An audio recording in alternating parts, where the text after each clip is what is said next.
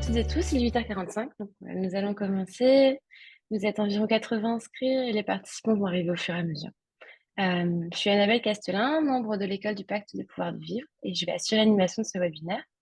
Nous sommes aujourd'hui réunis pour un webinaire du Pacte du pouvoir de vivre. Vous connaissez sûrement le principe. Ces webinaires visent à présenter une actualité d'une organisation membre du Pacte ou à permettre l'analyse par une organisation membre d'une actualité. Ce matin, c'est le réseau Action Climat qui nous présente l'une de ses actualités avec ce webinaire sur le thème du climat et de l'alimentation.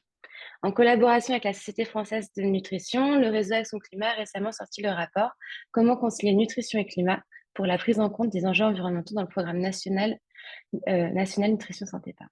Pour vous le présenter, je suis ravie d'accueillir celui qui en assurait la coordination générale, Benoît Granier, responsable alimentation au sein du réseau Action Climat. Ce sera l'occasion de parler des recommandations publiques en matière d'alimentation en France et de présenter pourquoi l'absence dans celle-ci de prise en compte des enjeux environnementaux est problématique. Du fait du format webinaire de Zoom, vous ne pouvez pas activer vos micros et vos caméras. Par contre, nous vous invitons au fur et à mesure du webinaire à écrire vos questions dans le chat et après une présentation d'une vingtaine de minutes, nous aurons un temps de questions-réponses et nous relayerons vos questions à Benoît Granier. Enfin, dernière précision, à l'issue du webinaire, vous pouvez demander à recevoir le PowerPoint à l'adresse mail à laquelle vous avez reçu les mails de relance. Et je transmets sans plus tarder la parole à Benoît Granier pour la présentation. Oui, merci beaucoup à Annabelle. Bonjour à toutes et tous. Merci de vous lever tôt pour entendre cette présentation sur le dernier rapport du réseau Action Climat. Alors, je vais commencer par partager mon écran pour pouvoir partager la présentation. Du coup, c'est bon là pour l'écran, Annabelle, tu confirmes? Ouais, parfait. Oui, c'est bon. Donc, Enfin, si ça arrive. Ça arrive. ça Oui, arrive, c'est bon. c'est bon? Ok. C'est bon. Parfait. Donc, cette étude du réseau Action Climat, en effet, donc oui, je suis Benoît Granier, responsable d'alimentation au réseau Action Climat, qui est un réseau de 37 associations engagées sur la transition écologique et solidaire. Et on a tout un axe de travail sur l'alimentation saine et durable et qui donne lieu notamment donc, à cette collaboration avec la Société française de nutrition, qui est une société savante qui regroupe donc des chercheurs, des chercheuses et professionnels du champ de la nutrition. Et donc, on a souhaité travailler ensemble sur cette question de la révision des recommandations du PNNS, donc le Programme national nutrition santé, hein, qui va être tous les messages de manger 5 fruits et légumes par jour, ne pas dépasser 500 grammes de viande rouge par semaine, pas manger trop gras, trop sucré, trop salé. Euh, et donc, on a voulu faire ce travail-là. Pourquoi? Parce on a une tendance liée à la consommation de viande en France qui, depuis une dizaine d'années, ne diminue plus.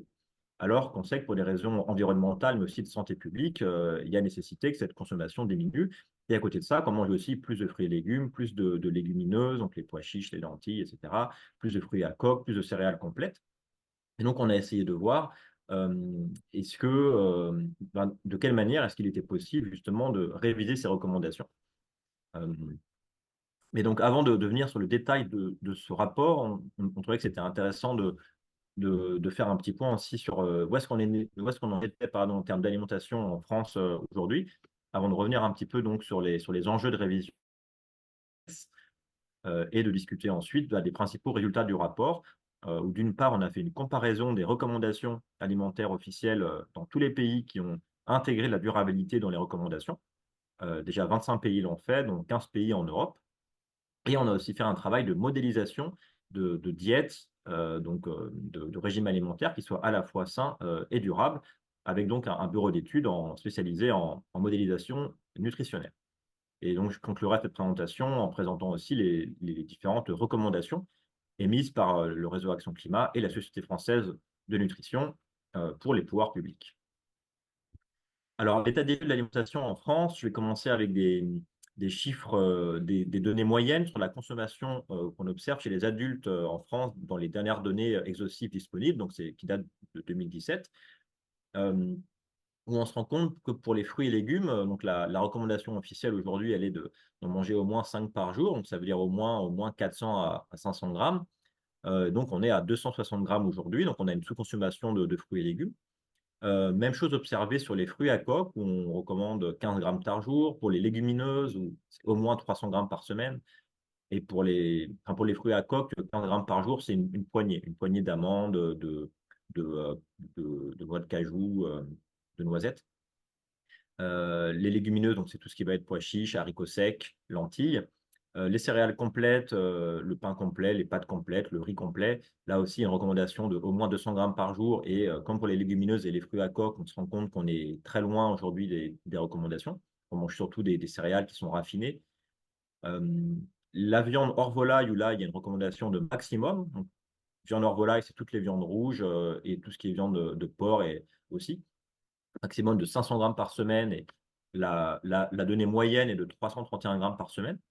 Et pour la charcuterie, où c'est un maximum qui est recommandé de ne pas dépasser 150 grammes par semaine, où là, on voit que la moyenne est supérieure à cette limite. Et ce qui est intéressant, surtout, c'est d'aller regarder pas uniquement les données moyennes, qui cachent en fait une grande variabilité dans les données individuelles. Et là, si on regarde un peu plus près, bah, on se rend compte que quasiment trois quarts de la population adulte, hein, toujours, pas vraiment la population adulte en France, qui ne consomme pas assez de fruits et légumes. Les légumineuses, qu'il est recommandé de consommer au moins 2 fois par semaine, eh ben, il n'y a même pas une personne sur deux en France qui en mange 1 fois par semaine. La consommation de fruits à coque, elle est très faible chez environ 80% de la population. Et si on regarde après ce qui concerne la viande rouge et la charcuterie, là, on se rend compte que un tiers de la population adulte dépasse en fait les 500 grammes de viande rouge, donc viande bovine, viande de ruminant et porc par semaine. Et pour la charcuterie, c'est les 2 tiers environ qui dépassent cette recommandation. Donc la conclusion, elle est en fait assez claire, c'est qu'on a une consommation insuffisante d'aliments végétaux euh, et excessive de produits d'origine animale, tout ce qui va être donc viande, donc dans la population adulte. Je ne suis pas revenu sur les produits laitiers, mais on a une consommation qui est un petit peu au-delà de ce qui est recommandé. Mais la différence est moins nette que sur tout ce qui va être lié à la viande et à la charcuterie. Et pour le poisson, on est plutôt un peu en dessous de ce qui est recommandé. Et aussi, ce qui est intéressant, c'est d'aller voir les différences en fonction en fonction du revenu et des différentes catégories sociales de la population. Je n'aurai pas le temps de venir dans les détails ici, mais ce qu'il faut savoir, c'est que l'effet revenu, il a surtout un impact sur la consommation de produits de la mer un petit peu, et surtout sur les fruits et légumes. En fonction du revenu, il n'y a pas de très grande différence dans la consommation de produits laitiers ou de viande, par exemple. Donc, en fait, c'est assez déformé de dire que les ménages modestes mangent beaucoup plus de viande que la moyenne ou n'ont pas accès à la viande, hormis les ménages en précarité, les situations vraiment de grande pauvreté où là, il y a un manque d'accès à tous les produits, pas spécifiquement à la viande, mais à tous les produits. Mais en dehors, donc, on va dire des 10 à 15% les plus modestes, il n'y a pas, en fonction du revenu, de grosses différences en fonction du quintile observé dans la consommation de viande en termes de quantité. Par contre, on observe sur les fruits et légumes.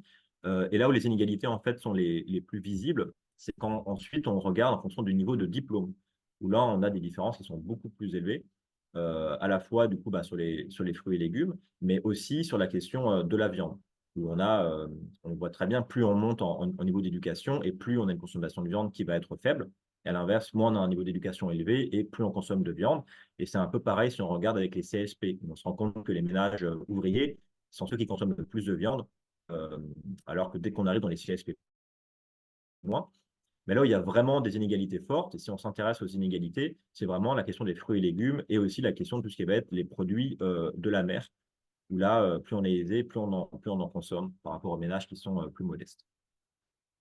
Et donc, pour boucler ce petit état des lieux, il y a la question du coup des impacts environnementaux. Donc là aussi, je ne vais pas pouvoir tout balayer, mais ce qu'il faut savoir, c'est que l'alimentation, c'est 22 à 24% de l'empreinte carbone de la France. Si on regarde à la fois les aliments solides et les boissons, c'est environ un quart.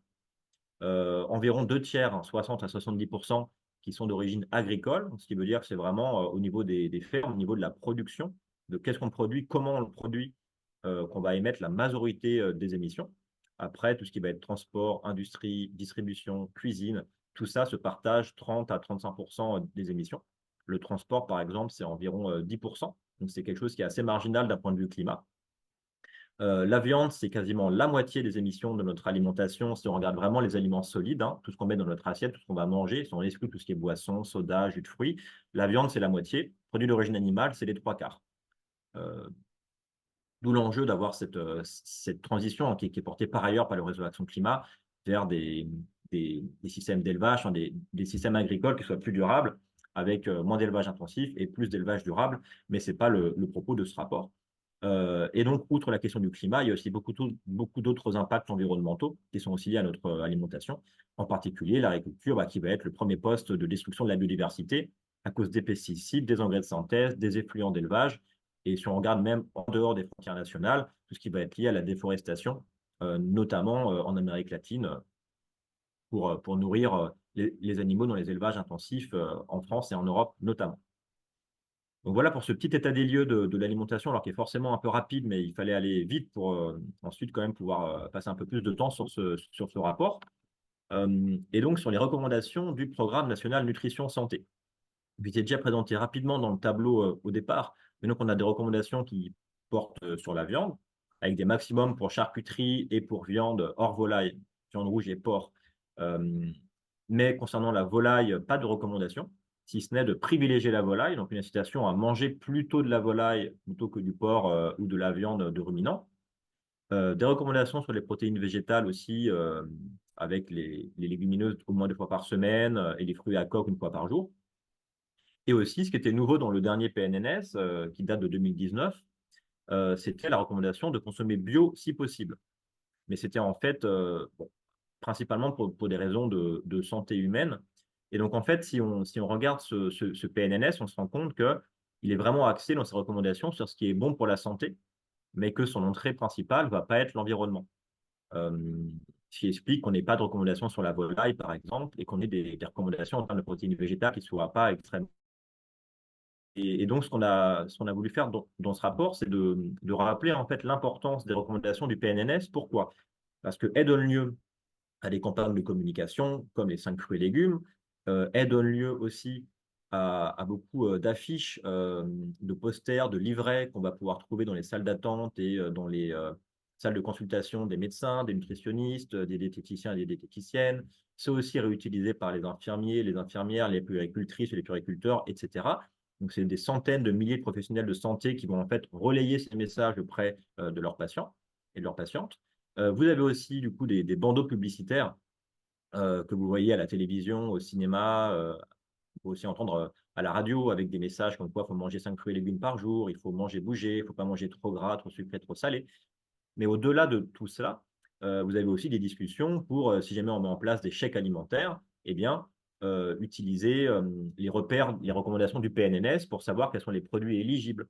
Ou si jamais on veut faire des paniers anti-inflation, eh bien, s'appuyer sur le PNNS. Si on veut faire évoluer la TVA, réduire la TVA pour les produits recommandés par le PNNS. Donc, potentiellement, en fait, les recommandations du PNNS peuvent aller bien au-delà que uniquement les conseils des professionnels de santé à leur patientèle et au-delà des campagnes de communication. Ça peut aussi vraiment servir de base pour des leviers, des mesures d'action publique qui sont beaucoup plus structurantes.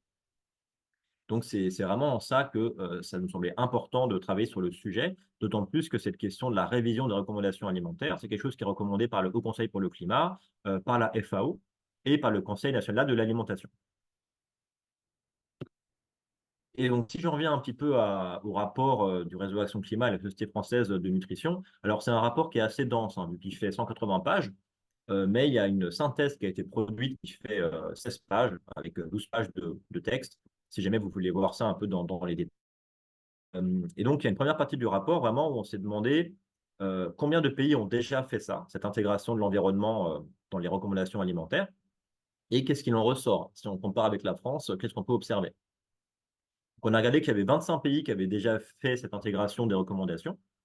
Dans le monde entier, la majorité sont en Europe, 15 pays en Europe, ceux qu'on voit sur la carte, mais ça concerne aussi des pays comme le Canada, comme l'Équateur et d'autres pays comme le Mexique en Amérique du Sud ou en Amérique centrale, la Chine également, la Nouvelle-Zélande.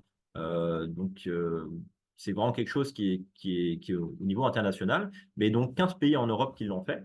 Et ce qui est intéressant, c'est qu'outre la question des pays scandinaves et des pays baltes, qui l'ont quasiment tous fait, la majorité des pays voisins de la France l'ont déjà fait, vu que vous avez la Belgique, l'Allemagne, la Suisse, l'Italie, l'Espagne, et pas très loin non plus les Pays-Bas, qui ont déjà fait évoluer leurs recommandations. D'autres pays, d'ailleurs, ont déjà fait une première fois et vont le faire une deuxième fois prochainement. C'est le cas des Pays-Bas et de la Suisse notamment. Donc, on se rend compte qu'il y a vraiment un retard, en tout cas, de la France sur le sujet.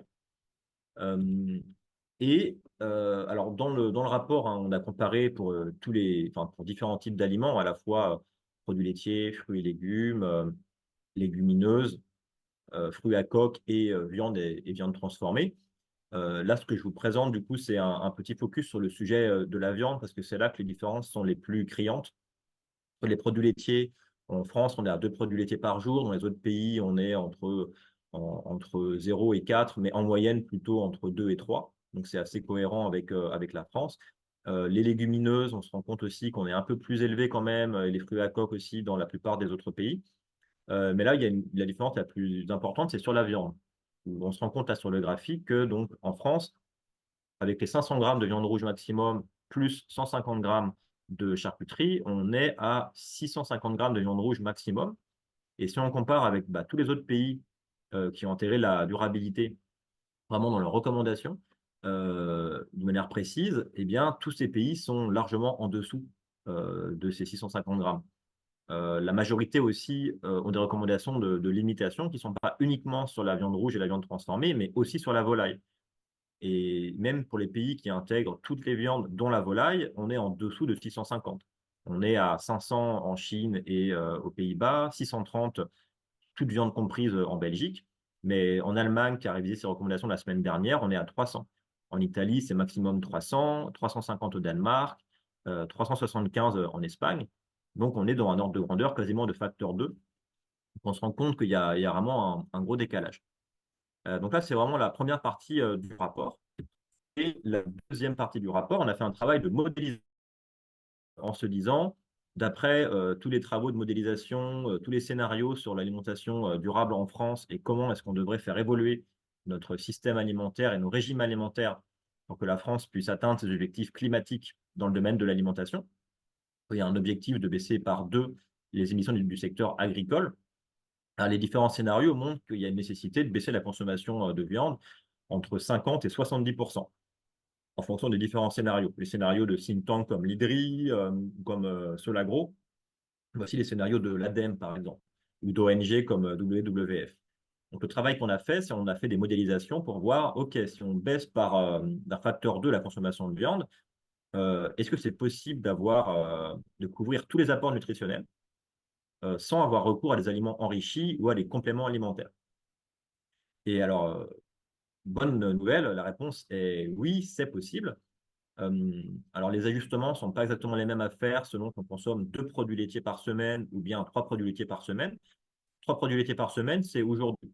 Si on prend tout en compte, euh, si on prend en compte les fruits et légumes, enfin, pardon, pas les fruits et légumes, si on prend en compte les yaourts, les fromages, le lait, mais aussi tous les produits laitiers qu'on va trouver dans les pizzas, dans les desserts, etc., on est à peu près à 3, tout compris. Et donc, on se rend compte qu'en fait, si on va consommer seulement 2 produits laitiers, ça implique de prendre à côté de ça une portion de 150 grammes de légumineuses par semaine et de consommer une poignée de fruits à coque par jour, 5 fruits et légumes par jour, plus de produits céréaliers complets. Et à l'inverse, si on va manger 3 produits laitiers par jour, euh, c'est à peu près pareil, mais si c'est pour les légumineuses, ça implique de prendre 3 portions de 150 grammes par semaine. Sachant que du coup, là, ces deux diètes qui sont décrites ici, pas uniquement, en fait, elles permettent d'améliorer très nettement la qualité nutritionnelle de l'alimentation. Il faut savoir qu'aujourd'hui, on a beaucoup de carences dans notre alimentation en vitamine A, en vitamine C, en vitamine E, en vitamine B9, en magnésium, en potassium, du fait qu'on ne consomme pas assez de produits d'origine végétale et trop d'aliments d'origine animale, qui exposent aussi à un certain nombre de risques pour la santé. Et donc là, on se rend compte qu'en ajustant l'alimentation avec 2 fois moins de viande, eh ben, non seulement on peut vraiment du coup avoir accès à tous les nutriments, et ce qui permet d'améliorer nettement nos apports nutritionnels par rapport à aujourd'hui. Et ça pose pas de carence, par exemple, non plus en fer, en vitamine B12, en zinc, en oméga 3. Il n'y a que pour l'iode, où on est un peu en dessous des recommandations, mais on est déjà un peu en dessous des recommandations aujourd'hui en réalité. Donc, j'en viens pour conclure en 2 minutes sur les recommandations qu'on va formuler dans ce rapport. Euh, donc, les premières recommandations concernent le PNNS, avec celle donc de faire évoluer 3 recommandations de ce PNNS. Celle sur l'ensemble des viandes, avec l'idée du coup de recommander de ne pas dépasser 450 grammes par semaine, mais toute viande comprise, y compris la volaille, y compris aussi les viandes transformées. Donc c'est dans un ordre de grandeur qui est assez médian, assez moyen par rapport à ce que font les autres pays européens. La recommandation aussi de consommer des fruits à coque, donc 2 petites poignées par jour, soit 25 à 30 grammes. Et la recommandation pour les légumineuses de consommer 1 portion par jour et des portions plus ou moins importantes en fonction du nombre de produits laitiers consommés et en fonction aussi de l'appétence et de la capacité aussi à digérer. Que si on passe de 0 à 100 grammes tous les jours, du jour au lendemain, ça peut poser des difficultés. Il vaut mieux y aller petit à petit. Commencer par 60 grammes, par exemple. Et les recommandations qui, en fait, ne portent pas uniquement sur le PNNS parce que c'est lié à ce que tout le réseau Action Climat, tout ce que le réseau Action Climat porte, notamment dans le cadre de la stratégie nationale pour l'alimentation, la nutrition et le climat que le gouvernement doit remettre prochainement, c'est avant tout en fait d'agir sur l'environnement alimentaire et de ne pas se contenter de faire de l'éducation et de l'information, mais aussi d'aller réglementer les pratiques de publicité, de marketing, l'offre qu'on trouve aussi dans les lieux de distribution et de restauration, et aussi d'améliorer l'accès et l'accessibilité à une alimentation saine et durable. Donc, il y a 5 recommandations qui portent vraiment, de manière plus générale, sur les politiques publiques. Celle qui est de prendre en compte les inégalités sociales et économiques dans les politiques nutritionnelles et les actions de prévention. D'interdire aussi la publicité et le marketing pour les produits alimentaires dont la surconsommation va être mauvaise pour la santé et pour la planète, avec un focus sur la publicité et le marketing pour la malbouffe qui vont cibler les jeunes publics. Demander aussi à ce que soient rendus plus accessibles donc financièrement, mais aussi géographiquement, les produits de qualité. Une des recommandations, c'est d'augmenter les capacités financières des ménages pour les achats alimentaires. Donc, ce qui est en lien avec une proposition climat de faire augmenter les minima sociaux. Et 2 autres recommandations qui, là, visent plus des mesures de faire évoluer la formation des professionnels de santé pour intégrer les questions de durabilité dans leurs connaissances sur les questions d'alimentation. Et enfin, de manière plus générale, des mesures pour faire évoluer les représentations sur la viande et les légumineuses, donc pour accompagner avec d'autres leviers en parallèle les habitudes alimentaires de la population. Voilà, donc je vous remercie pour votre attention et avec plaisir pour prendre vos questions puisque j'ai dû aller vite et j'espère que vous en avez à me poser. Merci beaucoup Benoît, c'est parfait, par rapport au timing. Merci pour cette présentation. Donc vous pouvez envoyer vos questions, dans le chat. On en a déjà quelques-unes. Donc la première, une étude présentée par l'INRAE en 2015 met en évidence que la viande bovine et le lait produit à partir de maïs en silage, complété au soja, est bien plus déséquilibré en oméga 3 que les produits provenant d'animaux nourris à l'herbe. Pourquoi n'en parle-t-on pas davantage? Ceci d'autant plus que les effets sur l'environnement vont dans le même sens. Alors oui, c'est une bonne question. Au tout départ, on souhaitait d'ailleurs traiter ce sujet-là aussi dans le rapport. Mais vu le périmètre et les délais de timing qu'on avait aussi, on n'a pas pu aller jusqu'ici. On a aussi des problèmes avec les bases de données qu'on va utiliser pour avoir une segmentation précise de chaque mode de production pour chaque type de produit. Mais c'est vrai que si on s'intéresse aussi aux questions de nutrition et aux oméga 3, il y a des énormes différences en effet dans les teneurs en oméga 3, en particulier oui, pour les viandes et les produits laitiers. Et c'est dommage qu'on n'en parle pas beaucoup plus. Donc je rejoins complètement cette remarque. On avait une deuxième question. Je ne comprends pas. Plus on mange de produits laitiers, plus il faut manger de légumineuses. C'est Ah une oui, alors question. là, ouais, non, mais je pense que c'est lié au fait que ça m'arrive parfois de me mélanger les 2 régimes avec 2 et 3 produits laitiers. En fait, dans le régime avec 2 produits laitiers, il y a donc dans la modélisation les 1000 grammes de légumineuses par semaine. Et quand on a 3 produits laitiers, c'est 450 grammes de légumineuses. Donc en fait, là, dans les modélisations qui ont été faites, en effet, c'est bien l'inverse. C'est si on a moins de produits laitiers que le modèle va conclure à la nécessité de manger plus de légumineuses. Euh, voilà, sachant qu'après, bon, si on est entre 2 et 3 produits laitiers, on est quelque part entre 450 et 1000 grammes de légumineuses. Et je rappelle que là, c'est les ajustements à faire pour cocher toutes les cases en nutrition. Et que même si on ne va pas jusqu'aux 1000 grammes de légumineuses, on n'aura peut-être pas toutes les cases qui sont cochées, mais on sera déjà, en fait, au moins aussi bien, voire déjà un peu mieux que ce qu'on observe aujourd'hui. Comment est-ce que vos recommandations ont été reçues, enfin votre rapport a été reçu par les pouvoirs publics? Il a été bien reçu. Déjà, ce rapport, il a été cofinancé par l'ADEME et par le ministère de l'écologie, qui ont été très satisfaits déjà du contenu de ce rapport et qui vont le diffuser. On a aussi obtenu déjà un rendez-vous avec la conseillère du ministre de la Santé et aussi avec les services du ministère de la Santé qui travaillent sur ce dossier-là, notamment avec Santé publique France, là, dans les prochaines semaines, pour parler justement des résultats du rapport.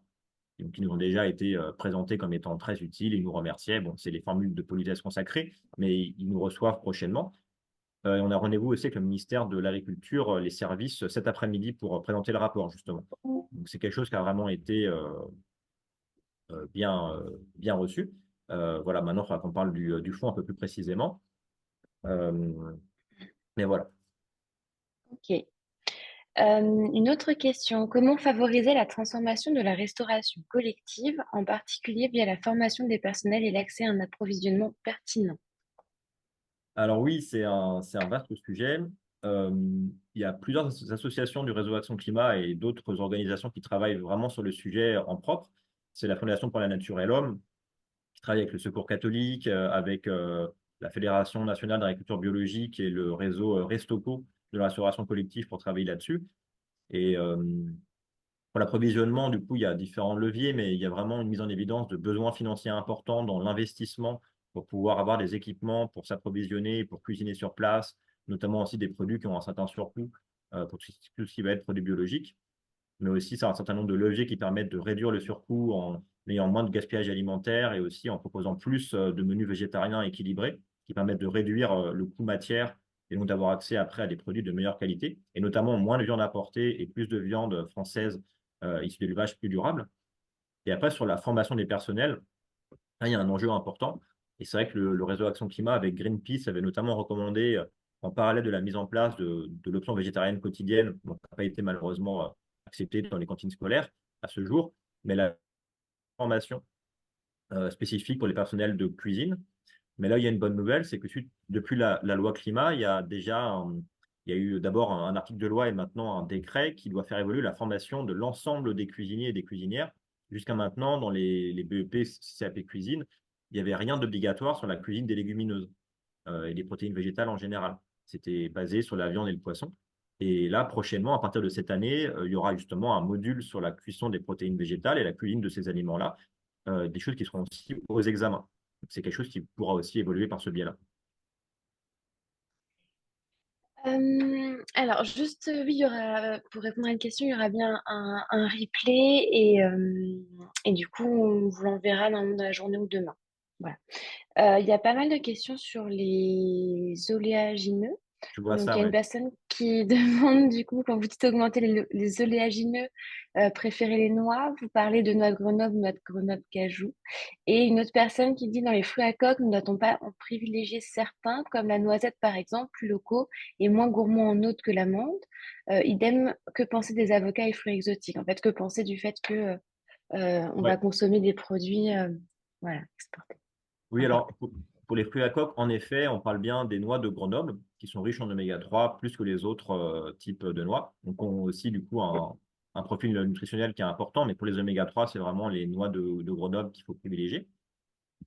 Sachant qu'on peut aussi trouver les oméga 3 dans l'huile de colza, dans les graines de chia, donc ça dépend aussi de ce que vous mangez par ailleurs. Les graines de lin aussi.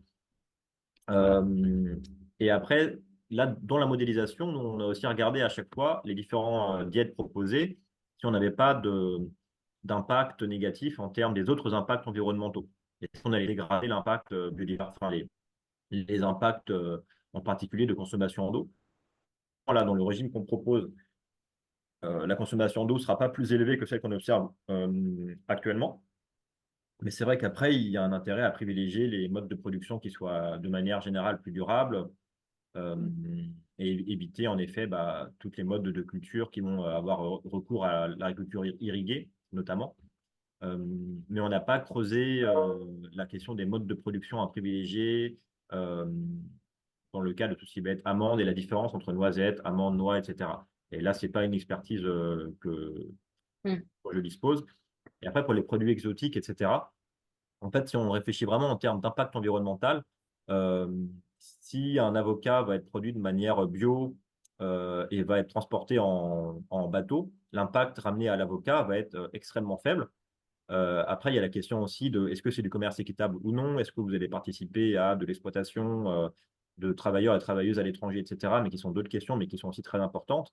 Mais si on regarde vraiment l'impact environnemental, si ce n'est pas transporté en avion et si c'est produit dans des conditions qui sont respectueuses de l'environnement, il n'y aura pas plus d'impact dans consommer par rapport à des produits, des tomates consommées sous serre chauffée avec beaucoup de pesticides en France, par exemple. L'impact environnemental pourrait être meilleur dans le cadre de l'avocat. Après, c'est sûr qu'il y a quand même un intérêt à ce que la majorité des produits qu'on consomme soient quand même produits en France ou à proximité ou en Europe pour plein de questions. Mais après, la question du commerce équitable, qui permet aussi de faire vivre des filières, des travailleurs, des Mm. travailleuses à l'étranger aujourd'hui, c'est quelque chose qui est aussi important. C'est une question de mesure et de mode de production et type de commerce et de rémunération à prendre en compte, je dirais. Quand est prévue la révision de recommandations nutritionnelles en France? Alors, la révision, le prochain PNNS, donc le PNNS 5, est attendu pour fin 2024 ou début 2025. Donc, il y a traditionnellement du retard dans la révision des recommandations du PNNS, donc c'est quelque chose qui peut se faire. Et après, il n'y a pas systématiquement des révisions des recommandations. Historiquement, les recommandations, elles ont d'abord été faites en 2001 et elles ont été révisées pour la première fois à partir de 2016 et diffusées au grand public en 2019. Donc, il y a eu 18 ans. Euh, donc là, c'est possible que lors du prochain PNNS, il y ait uniquement des actions du PNNS qui changent, mais que les Mm. recommandations en soi, elles, n'évoluent pas. C'est quelque chose qui serait en tout cas très dommage, vu qu'on a donc cette stratégie nationale pour l'alimentation, la nutrition et le climat qui est en cours de discussion et dont l'enjeu justement est d'aligner les questions de nutrition et de santé. Ça serait en tout cas une perte si ce n'était pas fait maintenant, une occasion manquée. Après, il y a aussi une possibilité qui est qu'il n'y ait pas tout de suite de prise en compte de l'environnement dans les recommandations dès la fin de l'année, mais qu'il y ait une saisine qui soit réalisée des différentes instances qui sont en charge de la révision des recommandations. En fait, c'est le Haut Conseil de la santé publique qui fait ce travail-là. Et ce qui est proposé par le Réseau Action Climat et la Société française de nutrition, c'est qu'on ait en fait une saisine aussi de l'ADEME pour avoir un travail combiné, question de durabilité et de santé. Ok.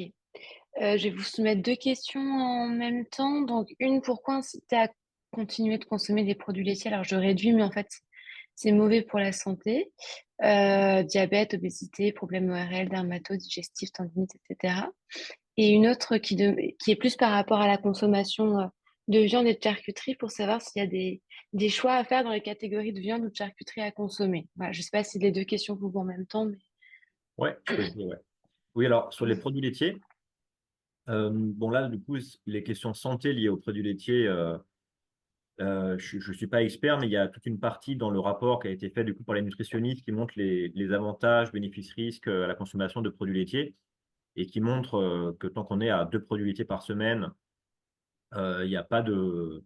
C'est plutôt positif en termes de bénéfices-risques, notamment avec des éléments de protection vis-à-vis de certains cancers comme le cancer colorectal et qu'après, une consommation excessive pose plus de problèmes. Mais je sais qu'il y a parfois des controverses scientifiques sur le sujet.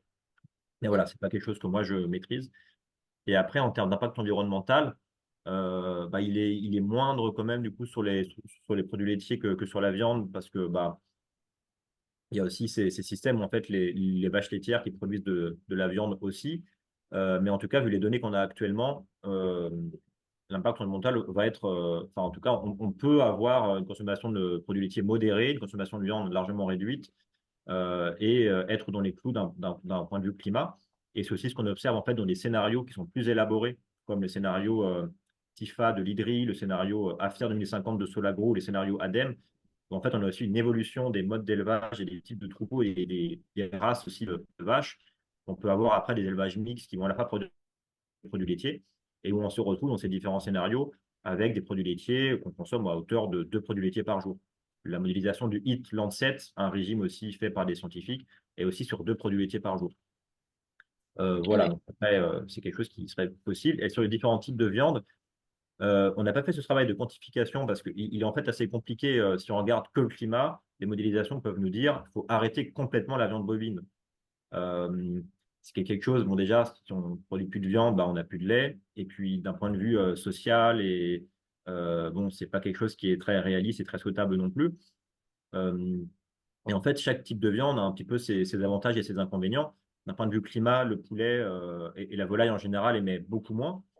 Par contre, en termes de contribution à la déforestation à cause du soja pour les élevages intensifs, en termes de pollution Mm. locale, c'est quand même très problématique. Il y a aussi la concurrence pour la production de l'alimentation animale et la production de l'alimentation humaine, avec beaucoup de cultures qui sont dédiées uniquement à l'élevage des volailles et des porcs, alors que si vous avez des élevages bovins, par exemple, qui sont assez résilients, assez herbagés. Vous avez en fait quasiment toute l'alimentation animale qui va être à l'herbe.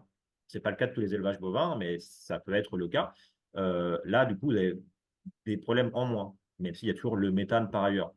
Donc, en fait, l'enjeu, c'est d'avoir un équilibre entre les différents types de viande, mais on n'est pas allé dans ce travail de préciser euh, le ratio entre différents types de viande. C'est en fait compliqué à faire parce que quand vous regardez les différents scénarios que j'ai évoqués tout à l'heure, de l'IDRI, de Solagro, de l'ADEME, on n'a pas les mêmes proportions de porc, de volaille et de bœuf. Dans certains scénarios, ça va être plutôt du porc, après du bœuf, après de la volaille. Des fois, c'est l'inverse.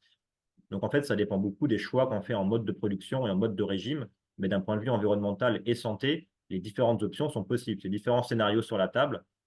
Mais voilà, il n'y a pas de choix qui s'imposerait et nous, on n'a pas tranché dans le cadre de ce rapport-là. Ok. Juste une précision. Au début de la réponse, vous avez parlé de 2 produits laitiers par semaine, mais on est d'accord que c'est Par par jour, pardon. jour. Ouais, Oui, ouais, c'est ça. pardon. Il y avait une question par rapport, donc qui faisait la suite de tout à l'heure.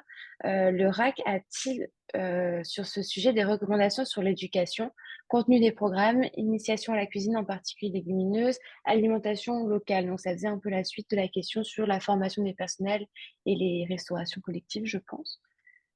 Oui, alors sur l'éducation, là aussi, je pourrais peut-être qu'on pourra envoyer ensuite les recommandations précises du réseau Action Climat avec une coalition de 54 organisations pour cette fameuse stratégie nationale pour l'alimentation, la nutrition et le climat, où il y a une recommandation qui porte sur l'éducation, en effet, pour renforcer la place de l'alimentation durable dans les cursus scolaires.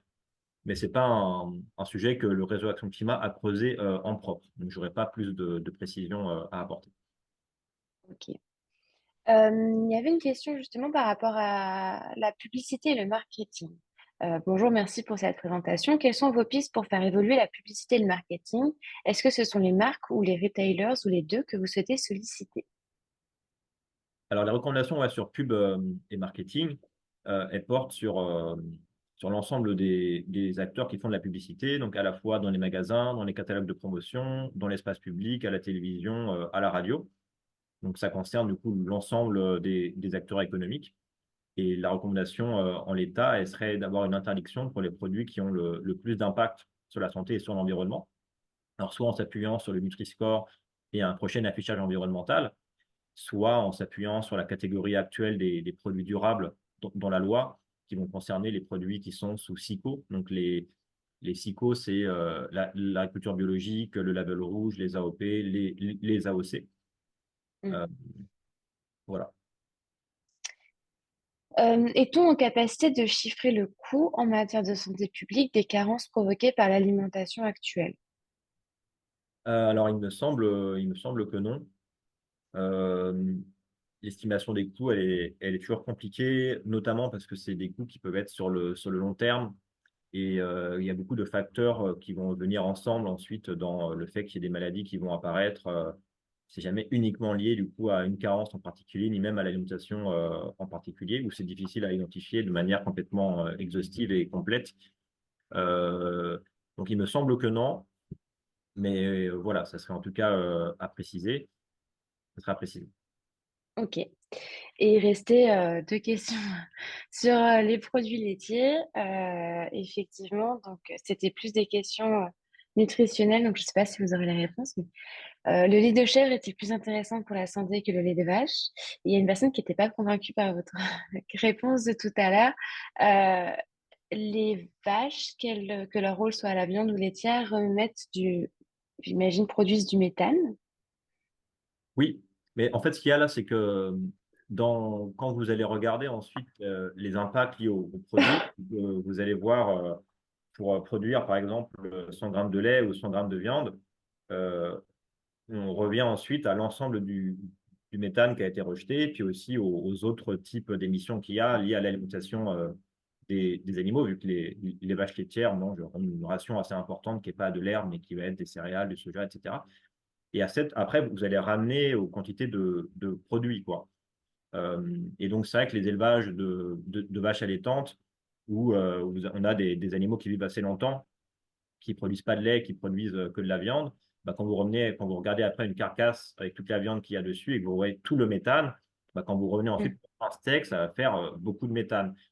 Quand vous allez prendre 1 litre de lait par rapport à une vache qu'on aura produit énormément aujourd'hui et qui aussi aura produit de la viande à la fin, eh ben, le méthane complet qui aura été pu être raccroché et associé à ce litre de lait et au fromage qu'il y aura derrière, bah, ça sera une quantité qui sera aussi plus faible. Après, c'est vrai qu'il y a aussi des vraies questions aujourd'hui sur l'allocation des impacts entre viande et produits laitiers dans des élevages qui vont faire à la fois de la viande et des produits laitiers.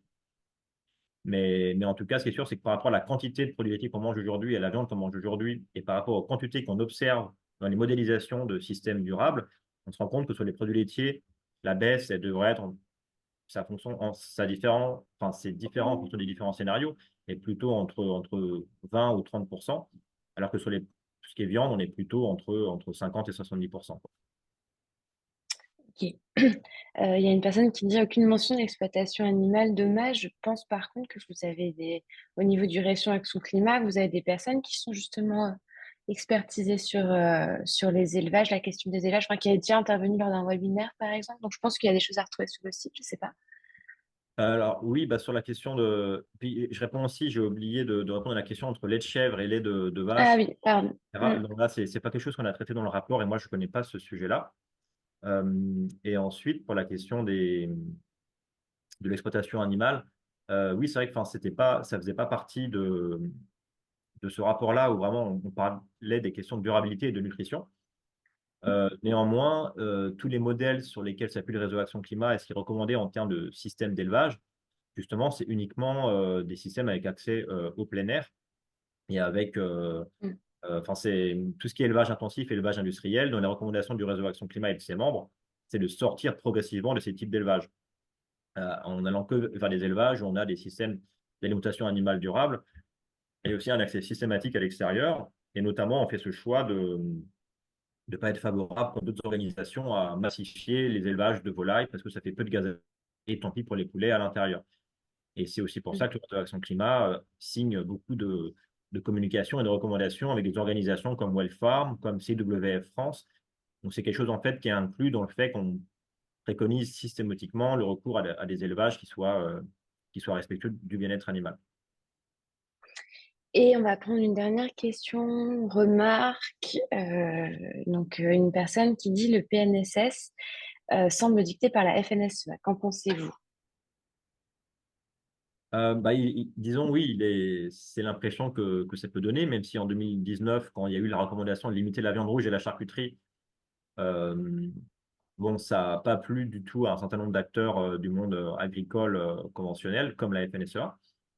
Mais c'est vrai qu'aujourd'hui, c'est sûr que pour la question de santé et de durabilité, ce qui est proposé par le réseau Action Climat et la Société française de nutrition, c'est quelque chose qui est favorable et qui fait consensus. Et on sait que par contre, il y a des oppositions qui sont assez fortes de la part d'acteurs du monde agricole, comme la FNSEA, comme les différents lobbies de la viande, comme Interbev et d'autres, et que assez récemment, voilà, dans le plan de reconquête de l'élevage français, il a été indiqué que ce n'était pas la peine de réviser les recommandations alimentaires parce que c'était complètement aligné d'un point de vue climatique. Donc c'est vrai qu'aujourd'hui, il y a des acteurs qui bloquent toute évolution et c'est au détriment de la santé publique et de l'environnement. Et voilà, on espère que ça va quand même bouger à force de démontrer à quel point c'est en décalage avec la science, avec ce que font les pays voisins. Ben, merci beaucoup pour la présentation, pour les réponses. En tout cas, il y a des messages dans le chat qui vous remercient justement pour la présentation et pour les réponses. Il est 9h29, donc on se dirige vers la fin du webinaire. J'espère que vous avez apprécié cet échange. Donc, comme je le disais, vous pourrez retrouver le replay dans vos boîtes mail et sur le site internet dans la journée ou demain. Si vous souhaitez aller plus loin, je vous rappelle le titre du rapport du Réseau Action Climat, donc comment concilier nutrition et climat. pouvez le retrouver sur le site de l'organisation. Et avant de nous quitter, je vous invite également à vous inscrire à la newsletter du Pacte sur le site internet afin d'être au courant de la tenue des prochaines sessions. Je vous souhaite à tous une très bonne journée. À toutes et à tous une très bonne journée et à bientôt. Au revoir. Merci beaucoup pour vos questions. Au revoir.